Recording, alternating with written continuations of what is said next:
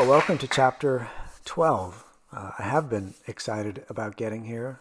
Physics tends to be, well, the most fun probably, and the most enjoyable, interesting, engaging part of the class.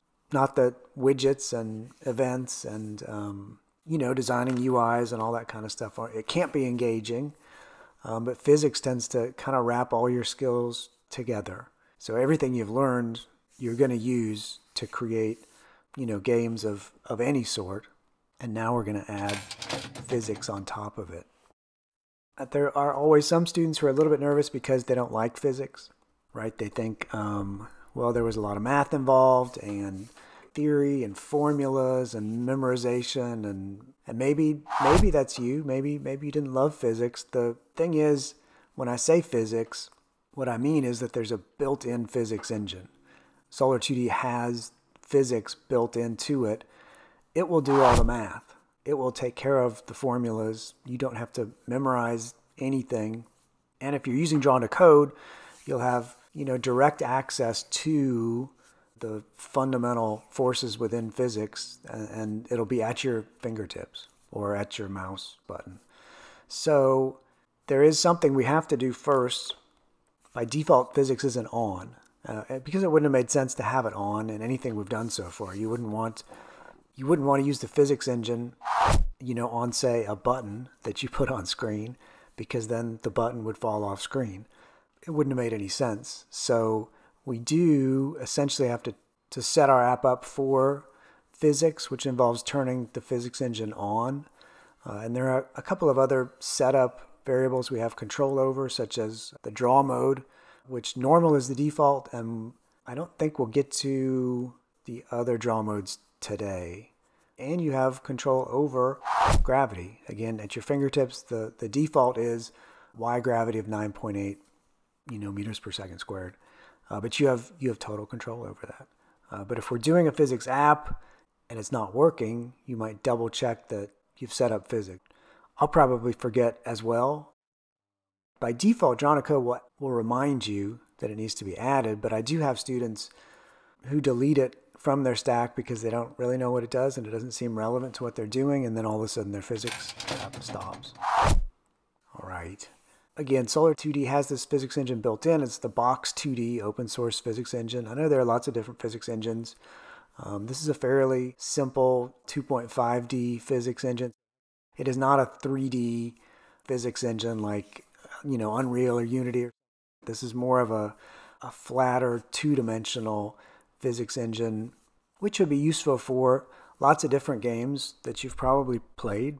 Things like Angry Birds, or those games where you have to stack falling objects on top of each other, or interact with a flat puzzle, in some way, sliding things around. All of that would fall potentially in this sort of a physics engine.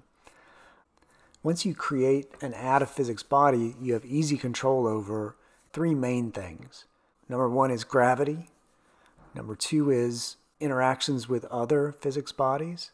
And number three, sliding and friction between physics bodies. So most of this is new, except maybe you'll see collisions listed there and you'll think, hey, we've been doing collisions, so that's not new.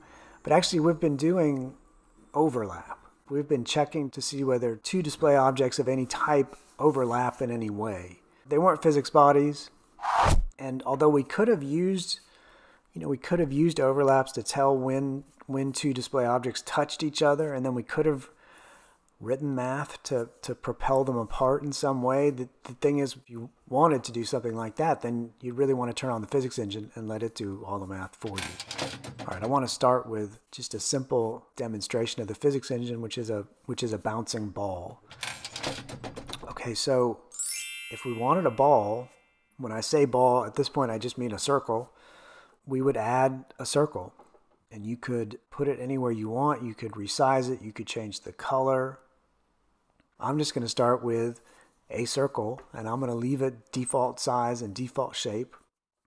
And then I'm going to head to the physics palette. If you look over at the add object palettes, you'll see fourth down is physics. To make the ball a physics object, or what's called a physics body, we're going to use the add body statement in Solr 2D. And we can access that in Draw to Code with this add body button. So the add body button will, like other of these types of buttons, it will pop up a dialog that says, okay, what body would you like to add to the physics engine? Like these other sorts of buttons, I've designed Draw to Code so that it will by default pick whatever's selected. So if you take that extra step of selecting what you want to add to the physics engine before you hit add body, then all you have to do here is confirm that that is what you want to add and hit OK. Okay, and so here's the reminder. It says, remember to require and start the physics engine by hitting setup physics to the left. So I'm going to do that as well. So let's save it. I'm going to create a new folder for chapter 12. I'm going to call it chapter 12. And we'll call this, I don't know, bouncing ball demo. All right, and I'm going to run it.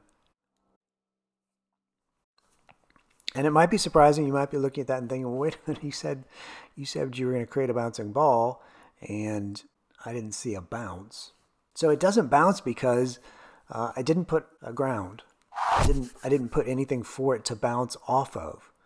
Some people think that the edges of the screen are just going to be automatic sort of physics boundaries, which stuff will hit and stay on the screen, but that's not the case. You could put physics boundaries around every edge. The ground is just another display object. So I'm going to add a rectangle, and I'm going to put it at the bottom, and I'm going to make it wide enough to span the bottom. And then I'm going to, just to make it a little more ground-like, I'm going to switch it to kind of a grass color. Let's save it and see what happens.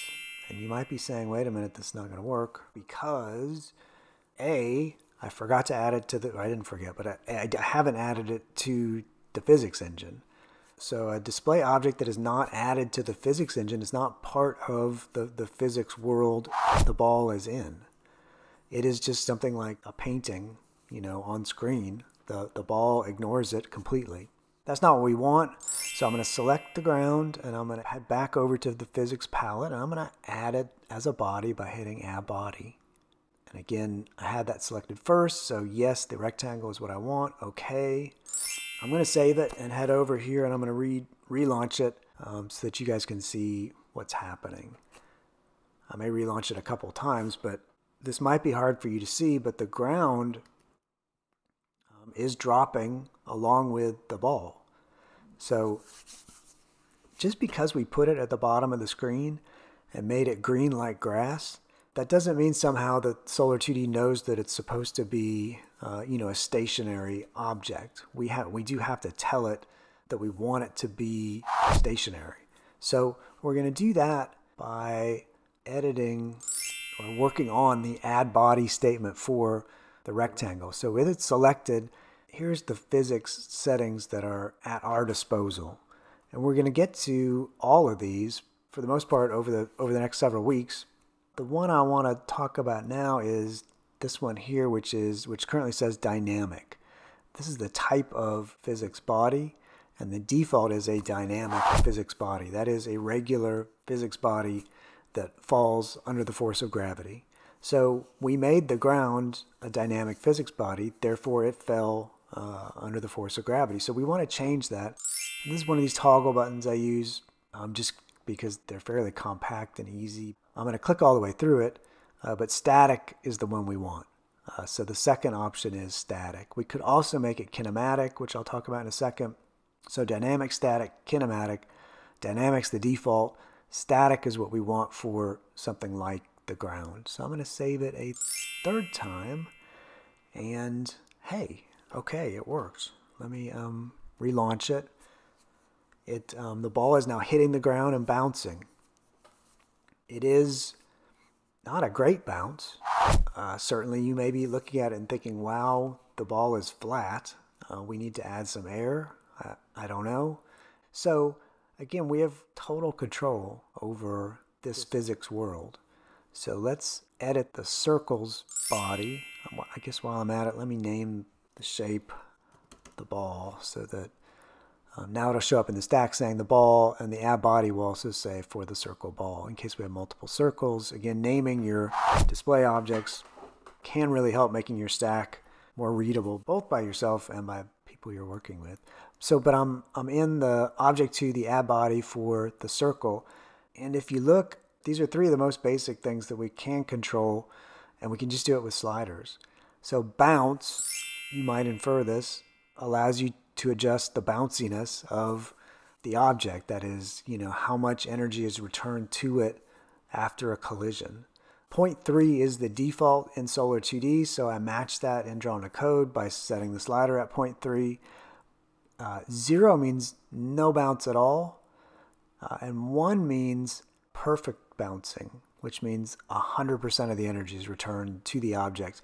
But you'll notice you can take the slider farther, so you can actually create shapes that take energy from collisions if that made sense for what you're doing. Again, you have control over the world at your fingertips, and you can do whatever you want. It doesn't have to make great physics sense. You're in control of it, and you move the sliders and you get the behavior on screen that you want. This is everything I wanted to talk about on activity 1. All right, dynamic versus static versus kinematic. I did kind of explain what I was doing while I did it, but here are the 3 types of bodies you just saw in that toggle button: dynamic, static, and kinematic. So dynamic reacts to gravity and collision, so it will bounce off stuff. Static bodies don't move or react to gravity, so they're stationary. So static bodies don't collide with each other, but when dynamic bodies collide with them, then you do have a bounce, and energy from static bodies is part of that bounce. So you'll be able to set the bounciness of static objects as well. And then kinematic are not affected by gravity, but are affected by other forces like collision. So when a kinematic body is hit by something else, it will move away, as you would expect, sort of like maybe a game like Asteroids, where when you hit asteroids, they break apart and also fly apart in directions that make sense given the collisions that are occurring on screen. That would be an example of a kinematic object. Ground obviously is an example of a static object. Any other platform sort of or wall would probably be static, and then dynamic is everything else.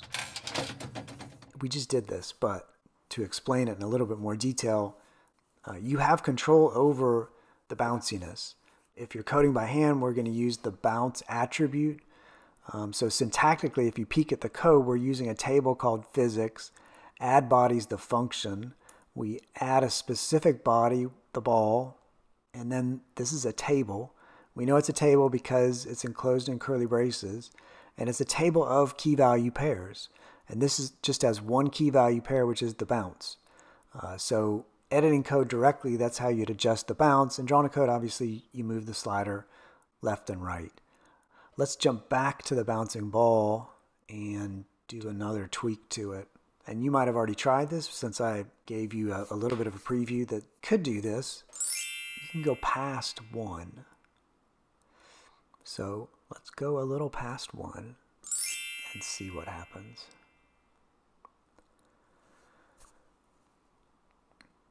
So this is a unnaturally bouncy ball, and it is getting more energy returned to it than it had when it collided.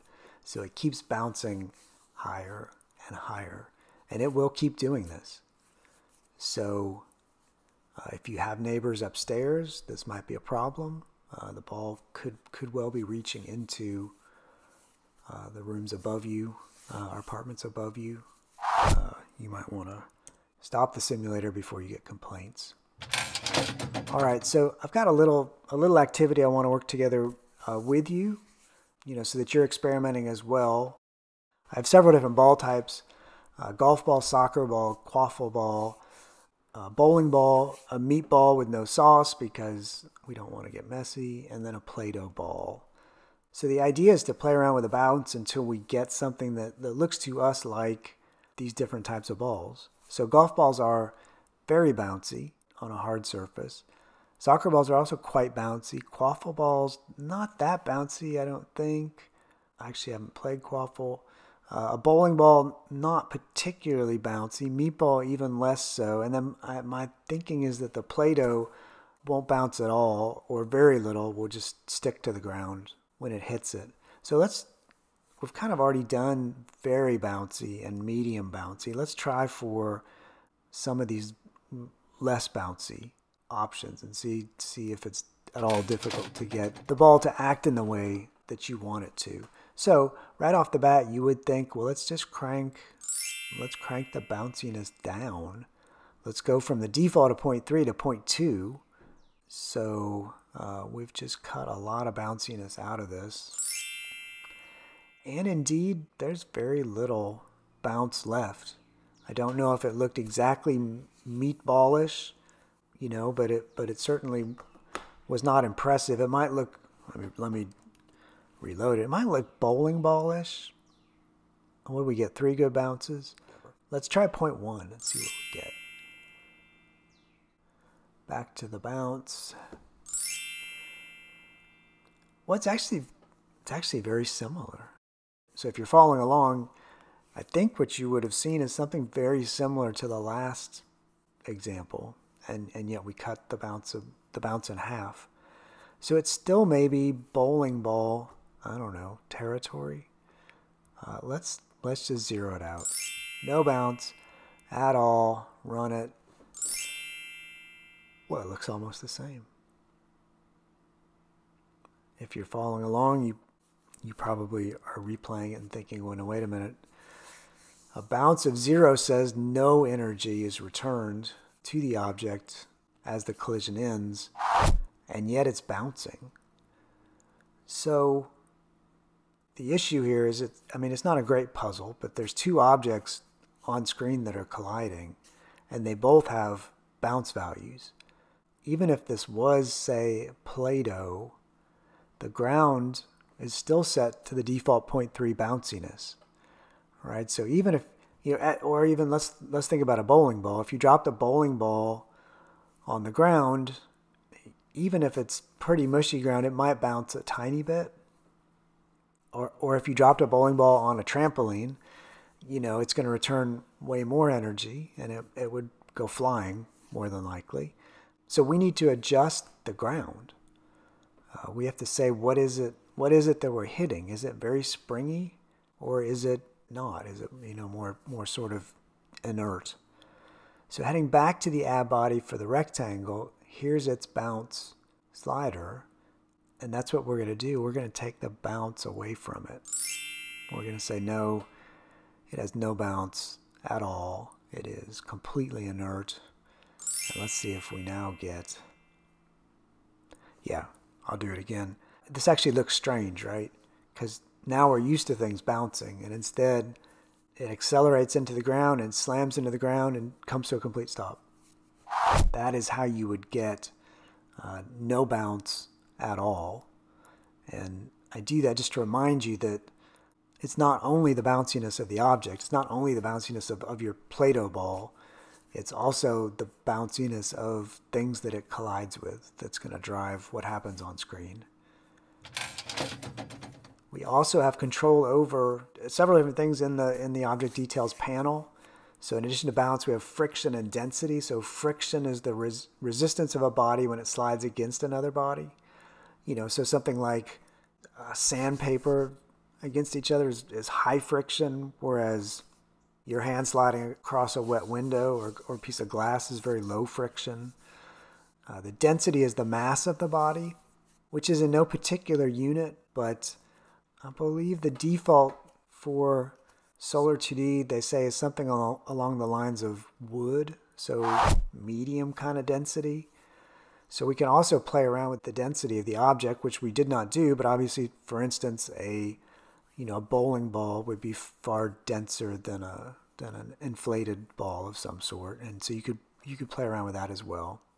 And then I've got these are settings from the ball, but we set the radius of the ball, which determines the shape of the physics body. So that's why it's under the physics shape header. So we have control over how Solar 2D views our physics body. As in, is it a circle, or is it a square, or is it something else? So we have control for everything in Solr 2D. The default is use a rectangle. The only downside of always using a rectangle is it makes for some strange behavior, especially if you're using, for instance, round balls. So in Draw No Code, I do by default, if you add a circle display object to the physics engine, it switches automatically to use circle. But be aware, if you're coding by hand, obviously that doesn't happen. More complex shapes, we can actually use a physics editor to define the points around the shape for very irregular shapes. What else? Oh, the refresh button. That may look odd because it doesn't really say what it refreshes, but one of the things about Draw No Code you might have noticed is the display object gets its own script object, and the add body for that display object gets its own script object. So just to jump back over to Draw No Code and to look at the zoom in on the stack here and talk about it for a second.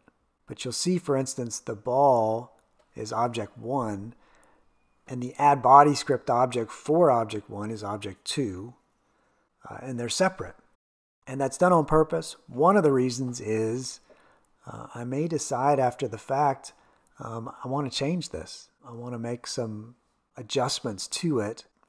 Those make sense to be separate and apart from its physics settings. If I change, the color of the ball, that has nothing to do with physics. I don't know, I don't know what a red ball would be, but a beach ball. Now it's a beach ball. But one of the things that you can change is you might also decide it's too big. It's in my world, this would be the size of a house or whatever. So I need to shrink it quite a bit. But if we jump over to the add body, it's still set up how you defined it originally.